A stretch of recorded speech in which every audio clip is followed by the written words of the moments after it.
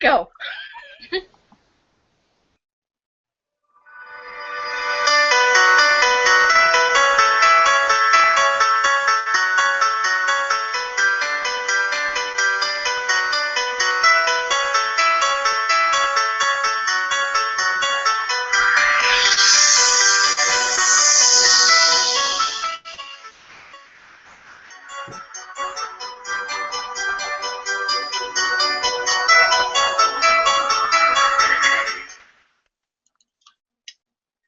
Cafe night, everybody. Do you have your mugs? If you don't like your mugs, go grab your champagne glasses, whatever you fancy. Come join us on Creative Chat Cafe.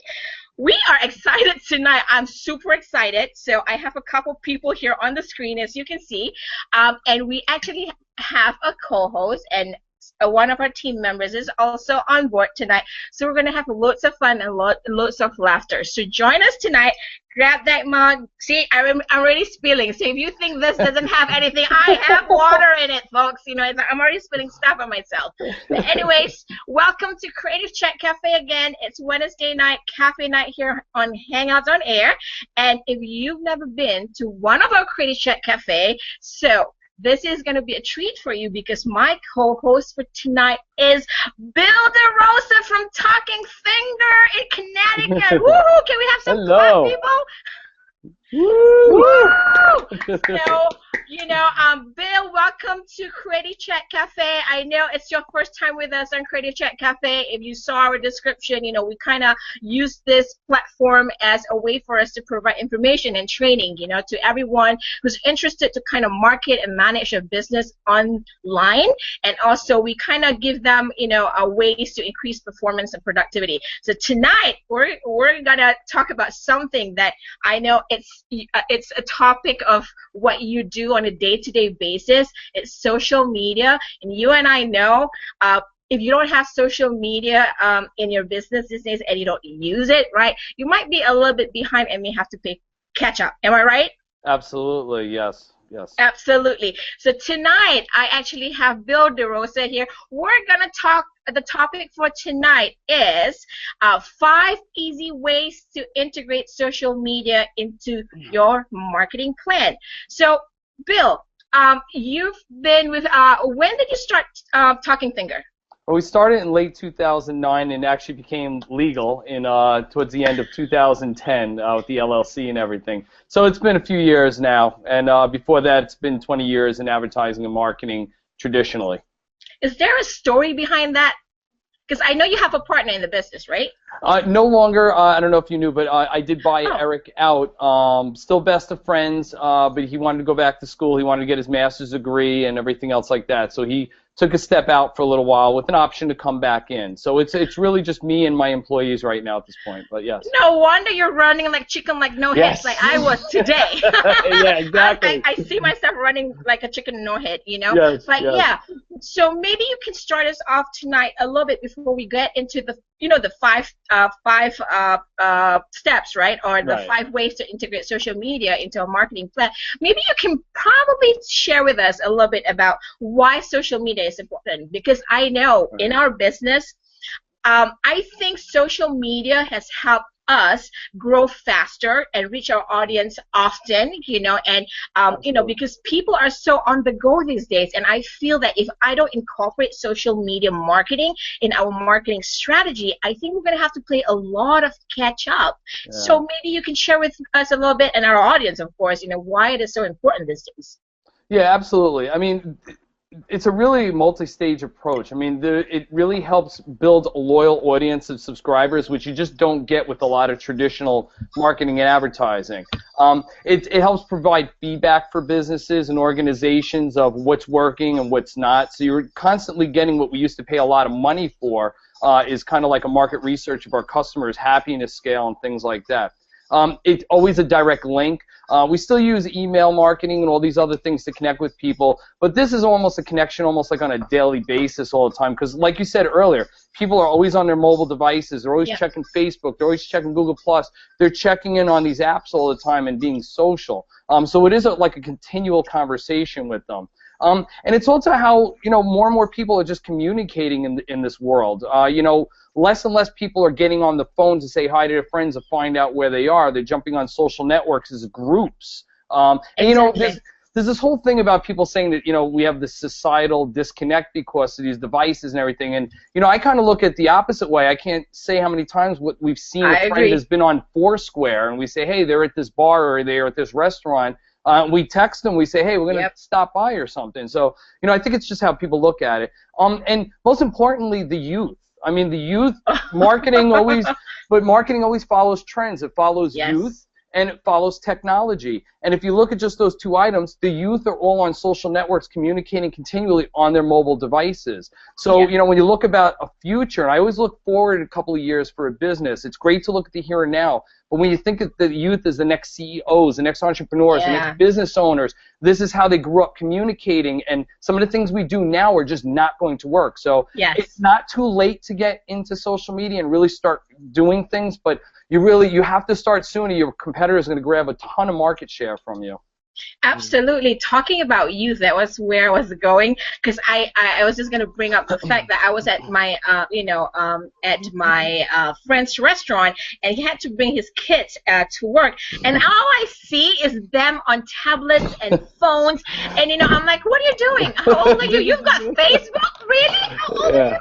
12, you have Facebook. In my times, 12, I don't even know what a phone is, So times are changing, and if you're not, rolling with the punches, rolling with the times and trends, you will be left out, will be behind, Right, So absolutely. That's like, and you're absolutely right about, how you perceive it and how you kind of use and engage it, because just like, if you have a golf club or a fishing rod, and one of your friends say, hey, where did you get that from? I won one of those. Wait, where did you get that pocketbook? I won one of those too. So it's kind of cool because they kind of flock together, and it's just it's a good way from a business point of view because it gets traction pretty well. So so Bill, if somebody was to start up their own social media strategy, what should they be thinking about? To kind of consider.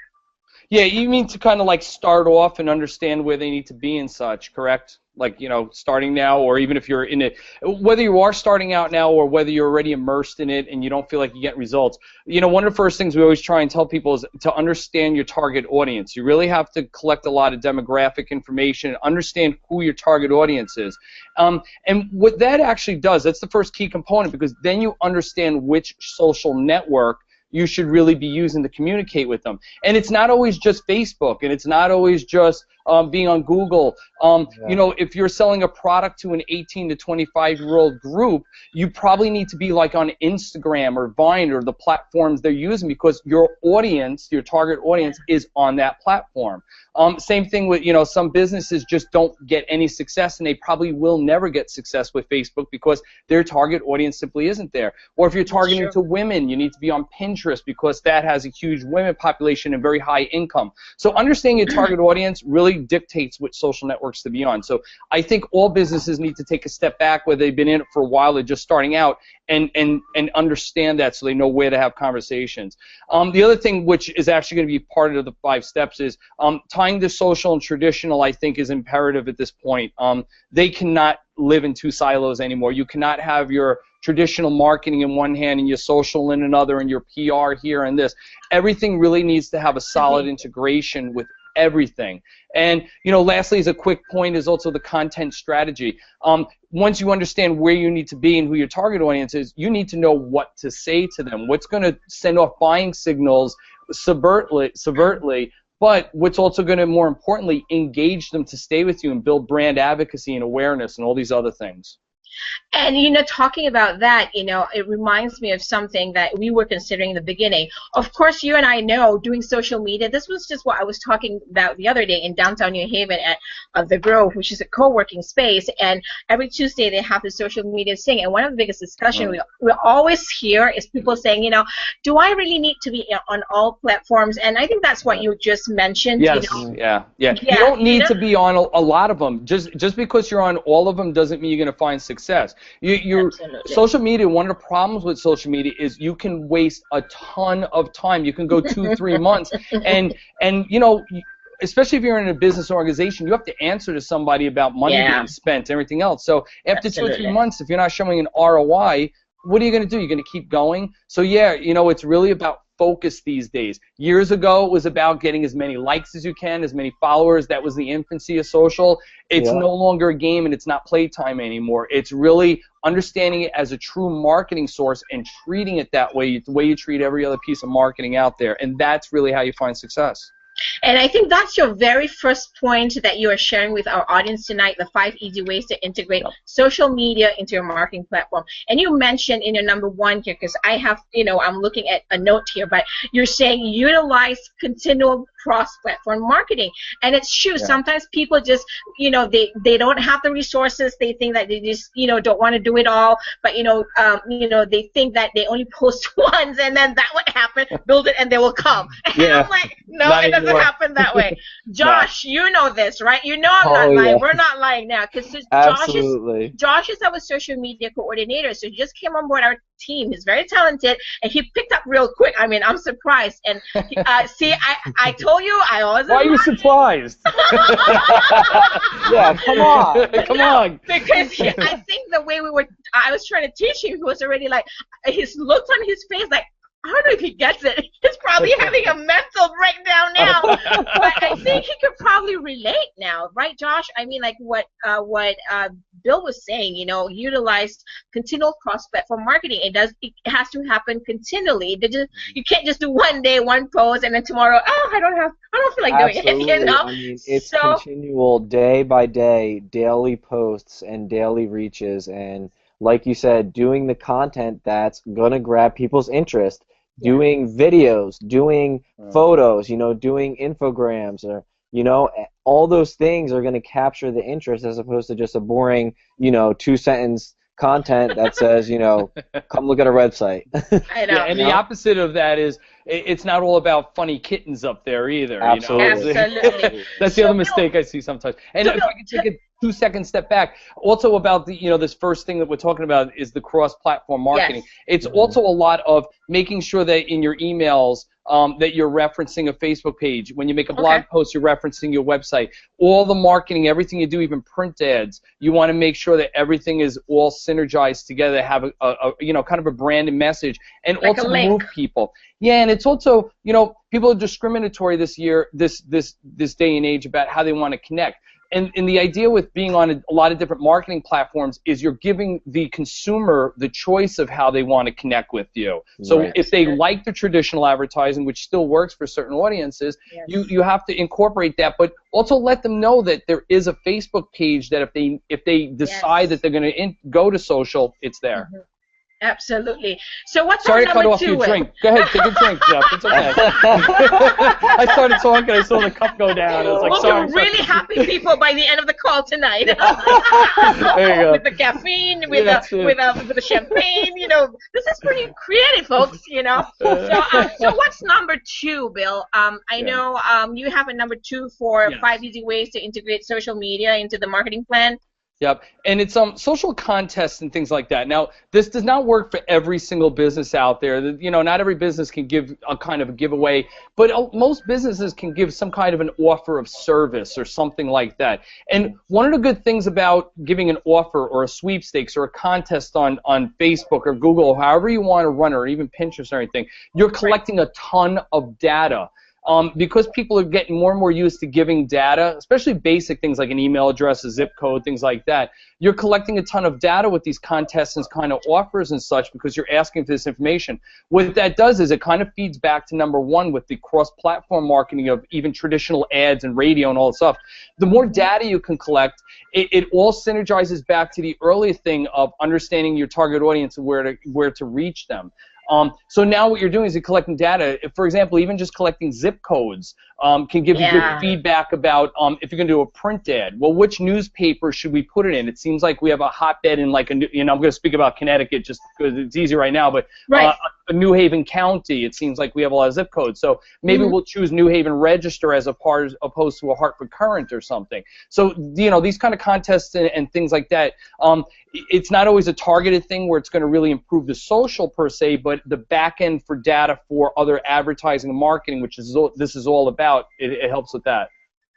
You see, that's where we ourselves are, trying to learn the contest part, because it's kind of hard to know what your audience want or want to participate in, Absolutely. And we just kind of, the other day, we were just putting out, and which we'll do an announcement tonight. We're going to kind of extend our video contest, because I think, like, we're trying to get people to do videos and send fun videos, and I'm like, are they shy or something like that? Trying to find the right contest could be a challenge, So, but that's a great way to collect data. You're absolutely right. And one of the things about contests is the simpler the prize, the simpler you should keep the contest. And that's kind of like a rule of thumb. If you're giving away, like, a $799 iPad, then you can move towards more like video contests and stuff, because the reward for the amount of effort they have to put in is a little more in line. Whereas if you're going to give away like a $25 Starbucks card, don't bother having a video contest, because realistically, for a $25 card, if I got to spend 20 minutes of my life making a video, it's a little tougher, where it might just be, caption something, stuff like that. So. Absolutely, I love that point. And I know number 3, you mentioned here, optimize all of your social networks for search and SEO. SEO can be a little bit mind-boggling for people. So how do you kind of help them through that with the social media and the SEO? And social media itself is like, oh my God, and you want me to do what? Right. Yeah, I mean, I'll preface this with that SEO has really become its own entity. I used to know SEO very well, a few years ago, when it was a lot simpler and it was just keywords and tagging a website, and and every once in a while you do like a promoted kind of website thing where you try and get to the top of Google for a while, and then it ranks you a little better and stuff. SEO is a specialty now, and I'm not going to say I'm an expert in SEO by any means. However, the thing about what social does for the organic SEO and to help with the websites and everything else is, I come across a lot of Facebook pages and everything else where the description boxes just simply aren't filled in. What a lot of people don't realize on these social networks is that's part of an indexing for search. When you have all optimized social networks and they all have similar keywords, and everything from one social network to the next is linked back together, linked back to your website properly and everything else like that, it increases your SEO. Google and all these other search engines, they change algorithms constantly, and the truth is no one knows 100% what any algorithm is, because they can't. You can game the system really easily if you knew what the 100% algorithm is. So a lot of times we're kind of very educated guesses in this stuff. But the one thing that is coming to light is that having optimized social networks everywhere, where your descriptions, every field on every social network is filled out with keywords how you want to be found, helps with organic SEO, which then in turn helps if you work with someone who's a specialist in SEO, which I do always highly recommend that you will work with an SEO specialist for a short time at least to make sure that you are optimized correctly. Absolutely. Like I said, it's its own specialty now, and it's worth a few dollars to spend on an SEO expert for a short time just to at least get you in, where you need to be. But then all this other stuff is very organic and helps tremendously. Absolutely. And even, sorry, Zeph, and even Bill, like, what we're doing right now even is just doing the hashtags, Yeah, hashtags. And the cross-platform hashtags, where now Facebook has hashtags, Twitter has hashtags, all these different platforms have hashtags, and it's like, okay, I'm going to search, virtual office, or Absolutely. work online, or whatever cafe. It is. Exactly, Creative Chat Cafe. It is hashtag Creative Chat Cafe. But I think he has it 100% correct, because my feeling is, and this is a little bit of crystal balling here right now, I think the future of search, a lot of this is going to be based around things like hashtags and stuff like that. I think we're going to go away from, we'll never get away from keywords, because that's obviously always going to be the way really to search in a real broad sense. But I think hashtags and all these other things are the future of SEO and the future of search, because I think that's how people, again, the youth, they search everything. He's 100% right. Just like I go to Google first to search everything, my daughters and my teens and their friends, they look for hashtags to search. So it's funny, but you'll see it. Instagram. Picture on Instagram, and it's like, they don't even put the company. They just hashtag, whatever. Like, I'm wearing this watch. Hashtag, Rolex. And then you click on the hashtag, and all of a sudden, all these this company comes up, and you're like, oh, that's the watch I've been looking for. For weeks. You got it. Whatever. You got it. And you're absolutely right. That's why also we're looking at shows and commercials on TV. Hey, everybody, hashtags pow. Yep. I ate the bones. I ate the bones. That commercial was at KFC. Every commercial at the bottom has hashtag I ate the bones because they want people to interconnect and chat about it. It's free marketing. If you think about how much money they probably spent on, they used the big advertising firm that probably charged them $10,000 to come up with I ate the bones. Right. But for the everyday person who's creative, and this is creative chat, if you're a creative person, you can come up with like a hashtag and a kind of campaign around that hashtag, and you can save $10,000 for an ad agency. It's just a matter of getting momentum going and stuff. Absolutely. So, you know, that's really hashtag is going to spark that interest and be like, I wonder what that hashtag means. Exactly. And then you click on it, and boom, they're hooked already. Yeah. Absolutely. Do you remember, Bill, that time? Because I remember it's not too long ago. Because I remember this so well at the last year's Connecticut Business Expo, and you know, people were talking about how they don't like the hashtags in Facebook, and I'm like, sorry, people, sorry, hashtags now. You know, so it's so in the in thing right now. And I know you talk about one of the fourth step is content, and you say content isn't king. It's optimizing the content. This is why I've been telling Josh too. It's like every single one of these is like that has been like pounding into my brain. Good, perfect. So tell us more about content isn't king and how, you know, we can optimize content, Bill. Yeah, I mean, it's a matter of, again, trying to use keywords when you can, things like that. One of the funny things about the hashtags on Facebook is that's going to be the most powerful signal on Facebook in the future for helping release ads and showing ads to specific people, because what you're going to be using as hashtags is part of the back-end ad management platform for Facebook, for example. They're all moving towards this. Even LinkedIn now is going to sponsored stories, which nobody ever thought would happen, but it is now. But, you know, it's a matter of optimizing it as far as, like, if you make a blog post, make sure there's a lot of outbound links to specifics, you know, support of what you're writing. So if you're talking about mailboxes, you know, for example, you might want to make a link to the United States Postal Service or something like that as of news over there or something like that, whatever. But the idea is you want to optimize all your content as much as possibly keyword rich, outbound linked, things like that. And, you know, part of the other kind of backwards way of looking at optimized content is what we kind of said earlier, is putting out content that is going to resonate with your audience, to entertain them, to connect them, to really build that brand advocacy. Because I really think going on in the future, brand advocacy is going to be so important, because we always have the cycle of all these startup companies that come, you know, every few years when the economy gets better and all these startups start and everything else like that, and marketplace competition becomes tough again. So building brand advocacy, I think, is a really important long term, and it's all back to having the optimized content and the content people want to look.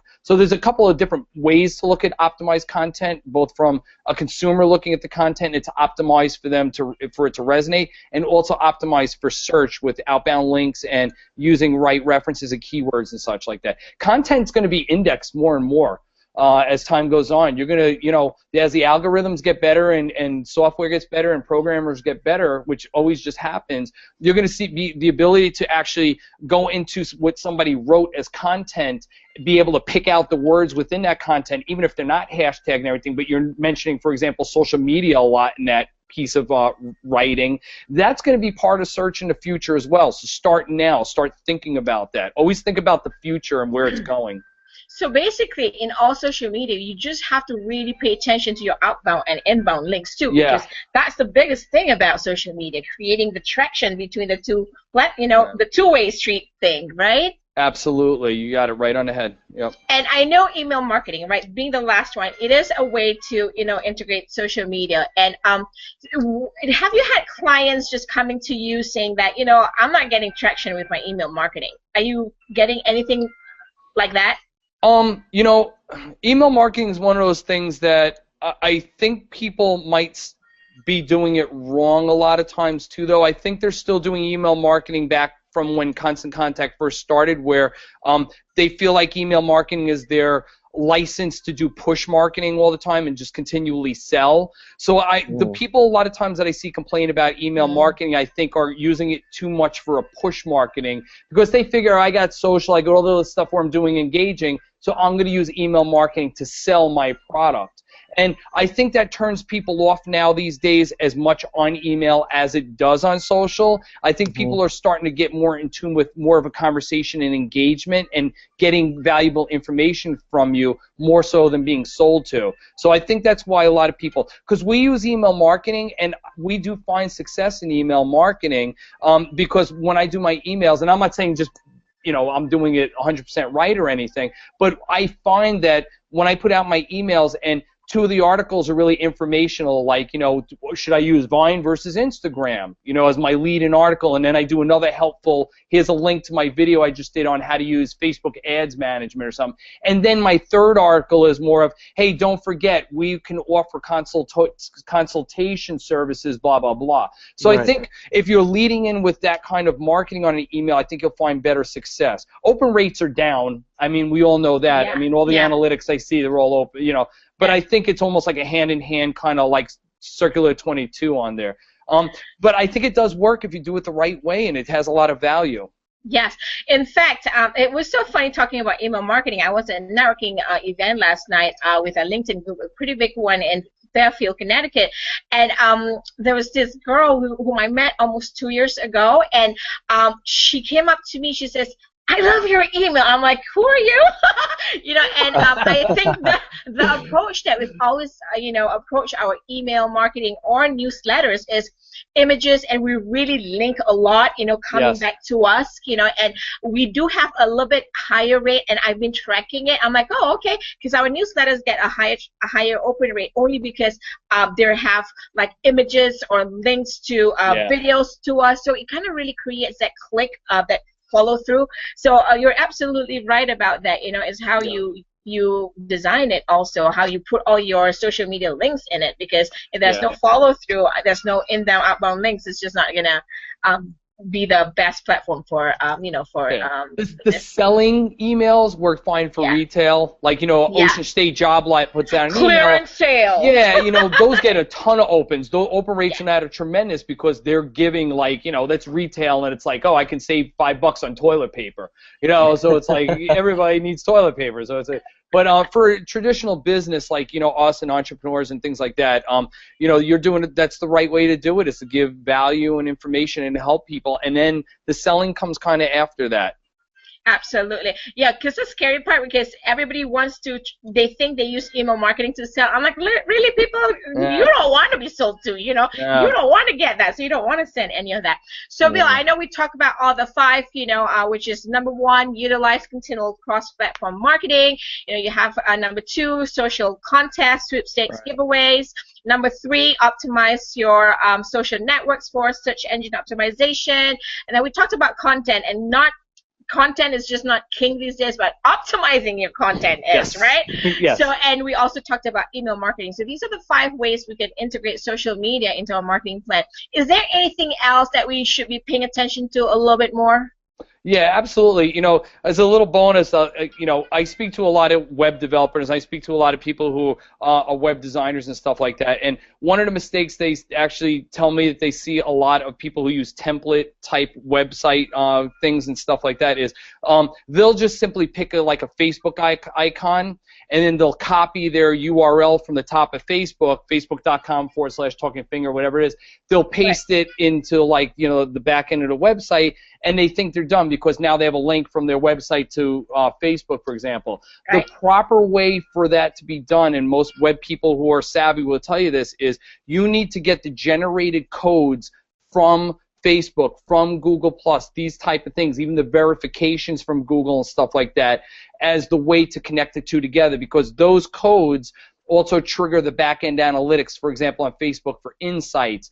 Even within the web development on the back end, it helps with analytics. So just be sure you get the generated codes and it's available in any social network in the developers sections, and use that code as the interjection to connect the two together. So apparently it also helps with SEO, the way it's set up with the links to each other. For some reason, the search engines pick that up a little bit better than if you just did like a copy-paste with an icon kind of thing. What about the blog contents? Can we kind of use the content in the post itself as an organic SEO for our website? Yeah, yeah, absolutely. Linking from a blog back and forth. You know, I'm a big fan of using Blogger, just because, and you know, nobody really knows 100%, but it just seems like Blogger because it's a Google product. I was just gonna say that. Yeah, you know, that's Google product. You know what? No one 100% knows for sure, and it's in Google's best interest not to give that information out. Yeah. But most web people I talk to, and even some of the things I notice, is that when you use a Blogger platform and you do exactly what you said, we have a lot of rich outbound links to your website and things like that. It does seem to help you in the search engine rankings and things like that. But you know, if you have a good WordPress one and you're doing the same thing, you're optimizing, you're linking back and forth, you're not going to get punished by Google. It just seems like the Google. Hey, Google's a business, man. You know, I don't care what anybody says or anything else like that. If I had a product and I'm going to give a little bit more juice to the product I'm selling than I am to a competitor's or a different product. I mean, it's just the nature of the beast. Absolutely. In case people did not notice, we are all using a Google product. Yes, yes. Hey, it's all integrated together, you know? Google Hangout. Yeah, exactly. Google likes that. I know, right? And we always have this love-hate relationship, but at the end, heck, we're just going to use Google anyways, right? Exactly. So it's just like, we love what Facebook is doing. Heck, we're going to use Facebook anyways, right? So, yeah, absolutely. Yeah, no, absolutely. So I know we're closing to the time that we, our time, but Josh, I know you have a question that you wanted to ask Bill. Maybe you can go ahead and ask that. Yes, absolutely, Bill. I just had one question for you. Sure. Obviously, like we were talking, the social media networks are always changing, you know, always just integrating to the local trends and everything. Like, for instance, Instagram is now have video. You know, Right. before it was just pictures. Now all of a sudden it's video to compete And now it's with uploadable Vine. video, which is Right. awesome. Exactly. And it's like, you know, Vine's coming at Instagram, and then Instagram's coming back at Vine, and so on and so forth. But my question to you is, how do you know when to like either change your strategy or kind of just pull the trigger and say, you know what, we need to jump into this platform and we need to get in there so that our business can be seen, you know, because this is exactly what kind of market we want to reach. Yeah, and I think it has a lot to do with the available time that you can spend with these new social networks or things like that. I think if you have a person or a department in place that can handle it, that's, I don't want to say exclusively, but for the most part they're your marketing person who does all the social, it's not a bad idea to at least set up an optimized good profile on there, put it on like a weekly schedule to put a piece of content up there maybe once a week or something to start. And, you know, to me, information is the most important thing you can have at all times with these social networks. I always say research, research, research. Don't just read one article about a social network and think that article has the right take on it. You know, like when Vine came out, I knew it was a Twitter product and these other things, and I started reading a lot of different opinions and articles on it, and I kind of took that in. I'm in a different position, obviously. I have plenty of time to just experiment with everything because it's my job. But I know somebody or a business who can only devote 4 hours a week to social doesn't have that luxury. So I usually say, no matter what, try and set up, as long as it's a big one, you know, as long as it's something you see in the news a lot and it's, you know, there's always a lot of buzz about it. Set up an optimized profile. Experiment around a little bit with it, but don't put too much time and effort. And because what ends up happening is there's always a change in demographics a short time after. So while Vine really started off with, it actually started off with more kind of my age group, because at the time it was 8 months ago. It was like right after winter. You know, adults were using a lot more, but kids really jumped on Twitter in just the last like 8 months or so. The youth have spiked on Twitter tremendously. Vine actually made a shift now to a little bit more younger demographic, and people like my age, I'm 45 unfortunately, people like my age,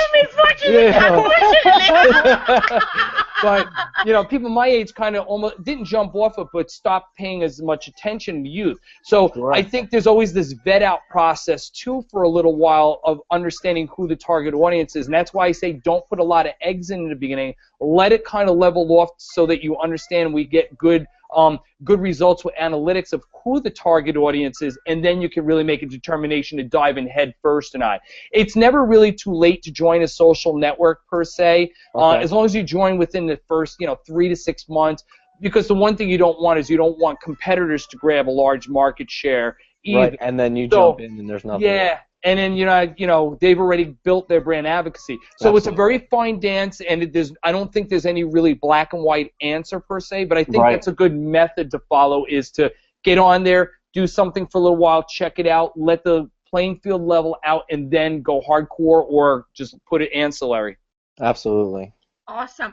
Well, I know we're nearing to the end, but I know we're cut for time, but what I'm going to share with everybody tonight is actually, I'm going to share my screen real quick so that we can actually funnel information where you all can actually join our community later.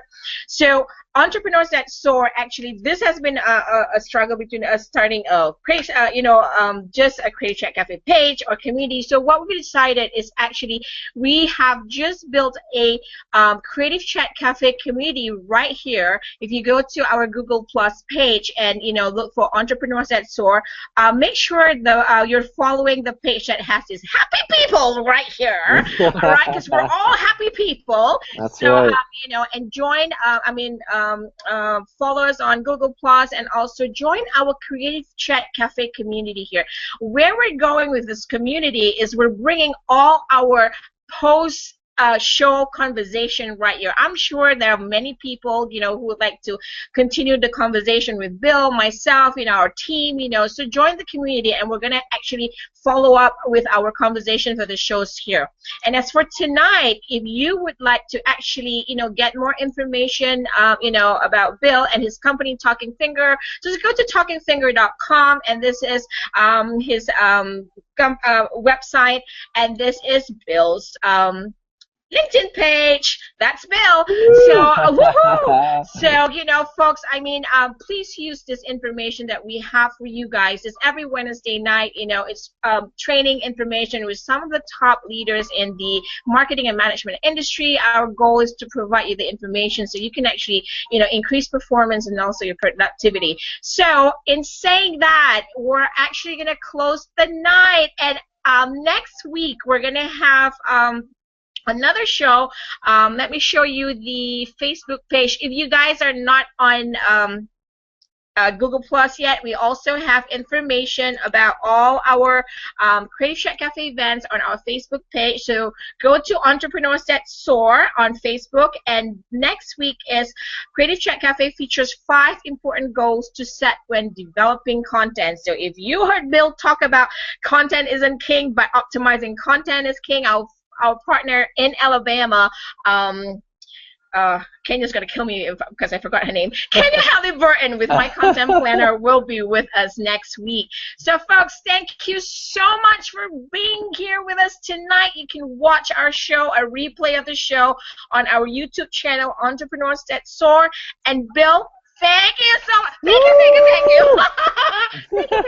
Thank you. So, Thank you. Folks, let's raise our mugs, and I think, Joshua, you have a closer for us. Thank you. That's right. Have a great night. Bye. Bye, everybody.